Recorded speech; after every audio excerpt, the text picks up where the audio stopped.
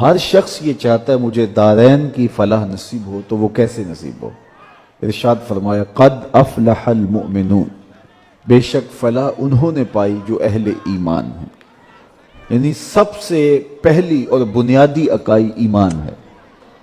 اگر کسی شخص نے ہر شعبہ زندگی میں کامیابی کے جھنڈے گاڑ لیے لیکن ایمان کا نور اس کے پاس نہیں ہے، کوڑی مل نہیں ہے اس کا، تو سب سے بڑی دولت جو ہمیں اس دنیا پہ دی گئی ہے وہ دولت ایمان ہے۔ دوسری بات، وہ اپنی نمازوں میں خشوع کرتے ہیں۔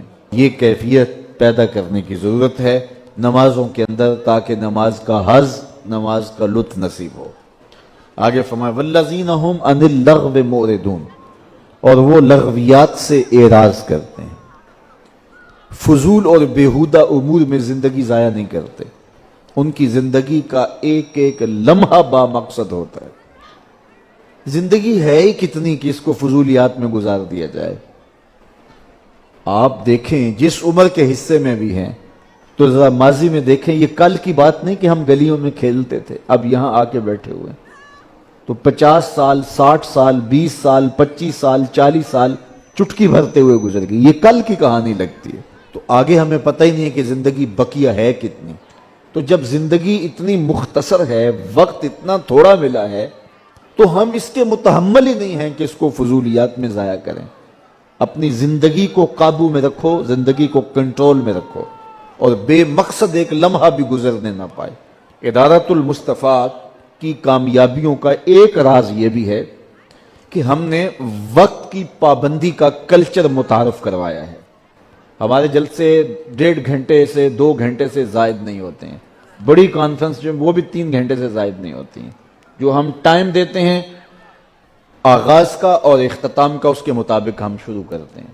مختلف شعبہ حیات میں مصروف ترین لوگ بھی ہمارے اجتماعات میں آنے سے ہچکچاتے نہیں ہیں۔ انہیں پتہ ہے کہ جو وقت دیا ہے اس کے مطابق ہی ہم واپس آ جائیں گے، یہ نہیں کہ جا کے وہاں پھنس ہی جائیں گے۔ تو ہم اس لیے بہت ساری چیزیں اسٹیٹ سیکرٹری کو نکال دیا کہ بس ٹھیک ہے، آپ اگر کوئی 15 منٹ روزانہ میرا تعارف کرواتا ہے کہ اب آپ کے سامنے حضرت علامہ مولانا مفتی صاحب آ رہے ہیں، تو آپ تو سارے مجھے جانتے ہیں، تو اس کی ضرورت باقی نہیں رہتی۔ یہ صرف میرے نفس کی تسکین ہے جو روز پوری ہوتی ہے۔ تو میں نے کہا اس کو نکالو۔ اس طرح بعض لوگ بڑے ناراض ہو گئے کہ شاید یہ نعروں کے خلاف ہے۔ نعروں کے خلاف تو نہیں ہوں میں، لیکن ظاہر ایک سنجیدہ اور متین ماحول میں ایک بات ہونی ہے، تو ٹھیک ہے آپ جو ہے وہ شروع کریں اور بات ختم کریں۔ کچھ اجتماعات ہوتے ہیں جس میں تقاضا ہوتا ہے نعروں کا، تو وہاں جو ہے وہ آپ ضرور لگا لیجئے، اور جہاں موقع ہوتا ہے ہم خود بھی لگاتے ہیں۔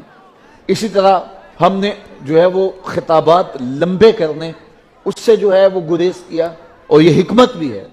حضرت جابر بن سمرہ فرماتے ہیں کہ میں حضور کے پیچھے نماز بھی پڑھتا تھا، خطبہ بھی سنتا تھا۔ حضور کی نماز بھی زیادہ لمبی نہیں ہوتی تھی، حضور کا خطبہ بھی زیادہ لمبا نہیں ہوتا تھا۔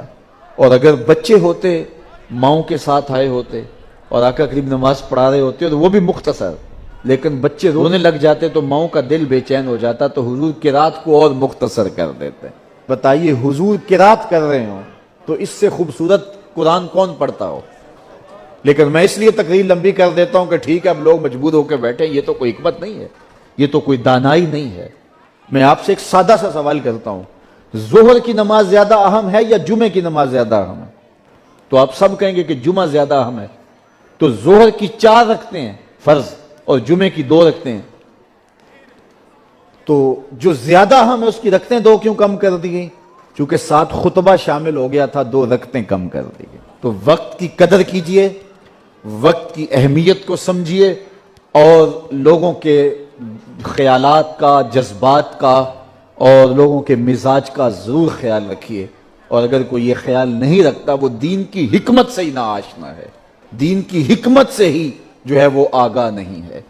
تو فرمایا اگلی بات والذین ھم للزکاۃ فاعلون، اور وہ زکوٰۃ دینے کے عمل کو ادا کرتے ہیں۔ زکوٰۃ کوئی مال کا بہت حصہ نہیں ہے کہ جس کو نکالنا پڑتا ہے، یہ 40واں حصہ ہے۔ تو 40واں حصہ اللہ کی